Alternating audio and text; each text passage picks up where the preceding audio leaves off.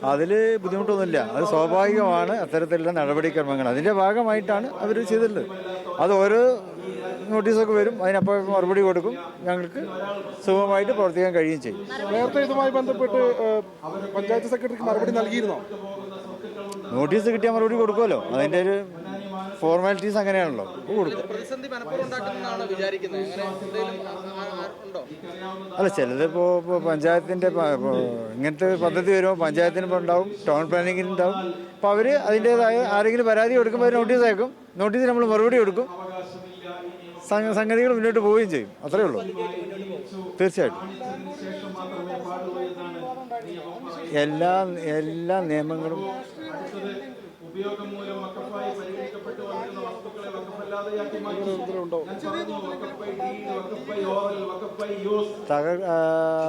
ആര് തടസ്സപ്പെടുത്തിയാലും അത് നിലനിൽക്കുകയില്ല. ഞങ്ങൾ നിയമപരമായിട്ടാണ് മുന്നോട്ട് പോകുന്നത്. അത് അതിൻ്റേതായിട്ടുള്ള രീതിയിൽ മുന്നോട്ട് പോകുന്നുണ്ട്. ലീഗ് ഇതിപ്പോൾ ആദ്യമായിട്ടല്ലേ വീട് എടുത്തു കൊടുക്കുന്നത്. 8000-ലേറെ വീട് എടുത്തു കൊടുത്തിട്ടുള്ളവരാണ് ഞങ്ങൾക്കറിയാം. അതിൻ്റെ നിയമപരമായിട്ടുള്ള കാര്യങ്ങൾ അറിയാം, രേഖകളെ കുറിച്ചൊക്കെ അറിയാം. അപ്പോൾ അതുകൊണ്ട് ഇതിലും അങ്ങനെ ആശങ്കകളൊന്നും വകയില്ല.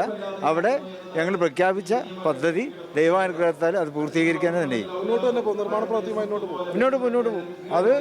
അതിപ്പോൾ ഫുള്ളായിട്ട് തരില്ലല്ലോ, ഘട്ടം ഘട്ടമായിട്ടാണ് പഞ്ചായത്ത് തരിക. അത് ഓരോ ഘട്ടം പൂർത്തീകരിക്കുന്ന പഞ്ചായത്ത് ഞങ്ങൾക്ക് തരും കേട്ടോ. ഇതിലാരും എതിർക്കേണ്ടത് ഞങ്ങൾക്ക് തോന്നുന്നില്ല. അങ്ങനെ മീഡിയയിലൊക്കെ കാണുന്നതല്ല. ഗവൺമെൻറ്റിന് നല്ല സഹകരണമുണ്ട്, മന്ത്രിമാരിൽ ഞങ്ങളുടെ സഹകരണമുണ്ട്. കാരണം അവിടെ ഇത് പുനരധിവാസം മുതൽ കേരളീയ സമൂഹത്തിൻ്റെ ആവശ്യമാണ്, ഞങ്ങളുടെ മാത്രം ആവശ്യമല്ല. അതെല്ലാവരും അംഗീകരിക്കുന്നുണ്ടെന്ന് ഞങ്ങൾക്കറിയാം. സംഗമത്തിലെ സർക്കാരിന്റെ പരിപാടി നടന്നിരുന്നത് അതിനകത്ത് യോഗി ആദിത്യനാഥിനെ ക്ഷണിച്ചതൊരു വിവാദമായിരുന്നു. പിന്നീട് അദ്ദേഹത്തിന്റെ ആശംസ വായിക്കുകയും ചെയ്തു. അതിൽ ശക്തമായ വിമർശനം കൂടി വരുന്നുണ്ട്. എങ്ങനെ ലീഗ് അതിനെ? അത് നിങ്ങൾ അവരോട് ചോദിച്ചു, അത് സംഘടിപ്പിച്ചവരോട് ചോദിച്ചു നോക്ക്. എന്താ പറയാനാ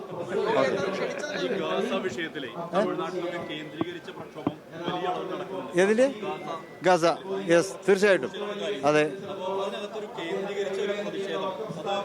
ഇത് മുസ്ലിം ലീഗ് ഈ 25-ാം തീയതി എറണാകുളത്ത് ഗസ ഐക്യദാർഢ്യ സംഗമം വെച്ചിട്ടുണ്ട്.